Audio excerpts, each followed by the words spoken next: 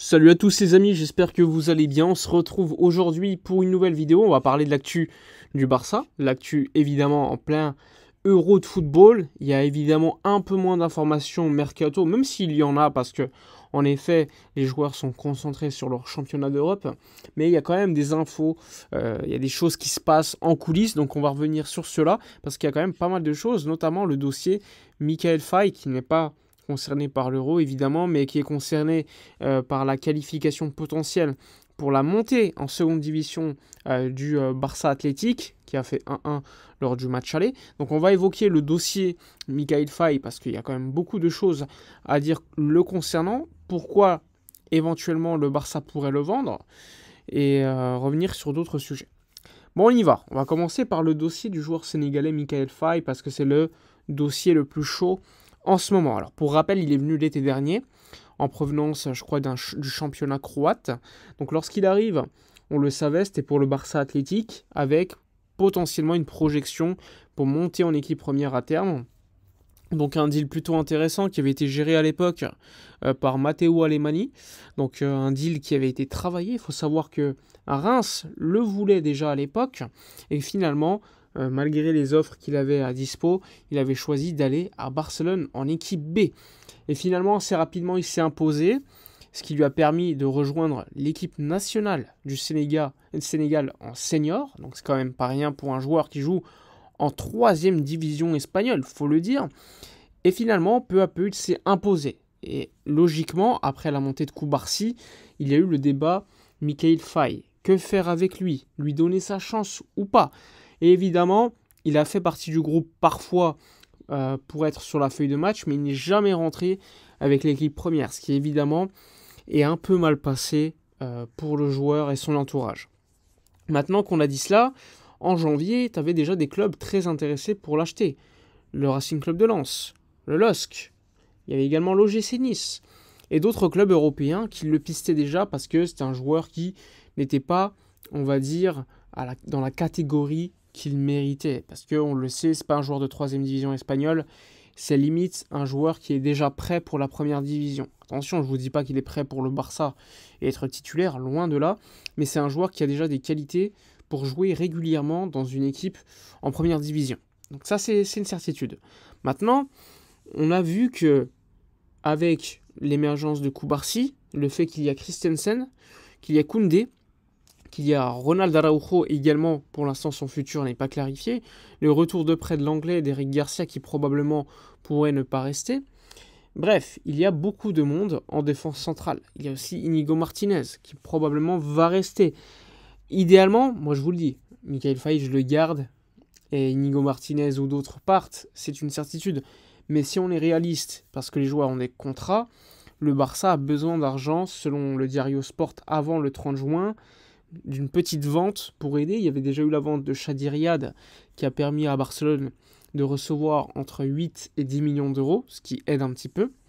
Et une vente d'un joueur supplémentaire aiderait de manière supplémentaire l'équipe, le bilan comptable du Barça, qui se clôt le 30 septembre, on le rappelle.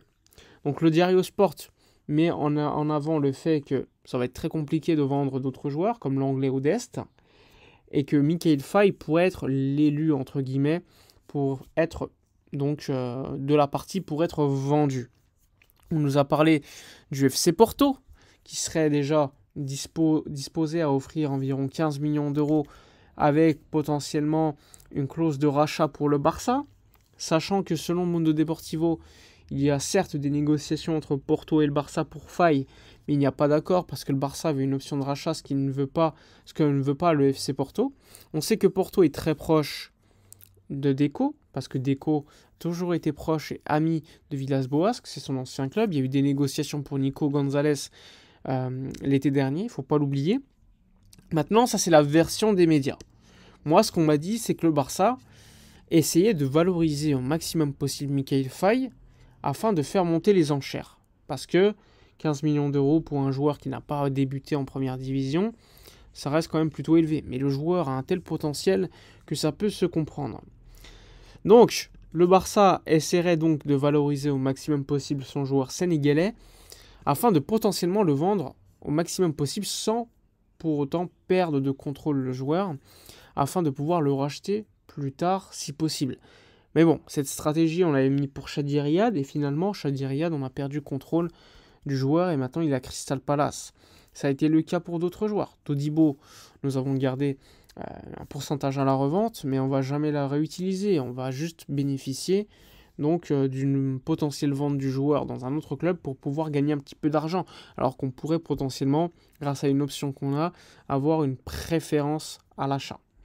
Eh bien, Michael Faye, je ne serais pas surpris que le Barça le vende avant le 30 juin, même si pour l'instant la concentration est sur le match retour de play-off. Ne soyez pas surpris si le club le vend, même si aujourd'hui, malgré le fait qu'on nous parle du FC Porto, on sait qu'il y a plein d'autres clubs qui sont intéressés, que ce soit en France, en Italie, en Allemagne et même en Angleterre. Donc à voir, normalement, vu tous les clubs intéressés, tu pourrais en tirer beaucoup plus, selon moi, que ces 15 millions d'euros, même si ça reste plutôt élevé pour un joueur qui n'a pas débuté en première division, mais vu le potentiel qu'il a, c'est légitime. Maintenant, à voir, est-ce que c'est un jeu de dupe pour le valoriser au max?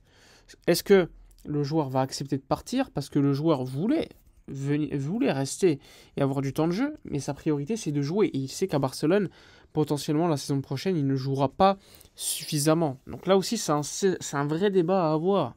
Alors, ne soyez pas surpris si le Barça le vend avec un pourcentage à la revente ou une option de rachat plus tard, comme on l'a fait pour Nico Gonzalez, Trincao ou d'autres joueurs. Donc on va rester quand même à l'affût de ce dossier, car c'est un dossier qui concerne un joueur qui a un bon potentiel. Je l'ai vu contre Cordoba lors du match aller pour la montée là. Il fait une erreur sur le premier but encaissé, mais sur le reste du match, il est tellement bon, il est propre, c'est un joueur qui défend de manière très efficace, qui réussit à défendre, alors que tu as beaucoup d'espace derrière ton dos. Il est rapide, il a une excellente relance, et il est capable de gagner des mètres avec le ballon, balle au pied. Donc il a beaucoup de qualité, même si parfois, défensivement, il peut faire des erreurs, ça arrive à tous.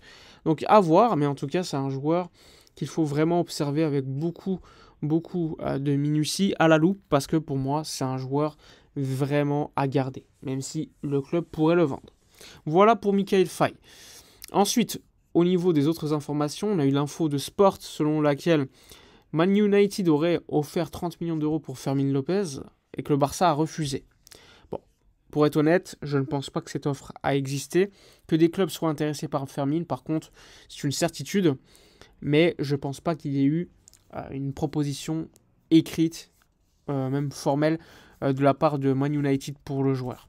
Donc ça, on met de côté, mais c'est toujours intéressant d'avoir les informations et de pouvoir débunker, entre guillemets, celle-ci.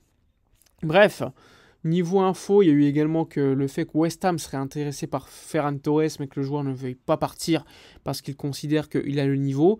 Faut voir, parce que le Barça le considère aujourd'hui comme une option plutôt intéressante pour être le backup de Lewandowski. Alors, quid de Victor Roque dans ce cas-là? Victor Roque qui, selon les médias, négocierait avec Porto là aussi pour un prêt. Bref, il y a beaucoup d'informations, peu de certitudes, donc pour l'instant, on va rester un petit peu de côté en attendant de voir ce qui va se dérouler. Bref, voilà pour toutes les informations. N'hésitez pas, comme d'hab, likez, commentez, partagez. Moi, je vous dis à la prochaine. Et d'ici là, comme d'habitude, portez-vous bien.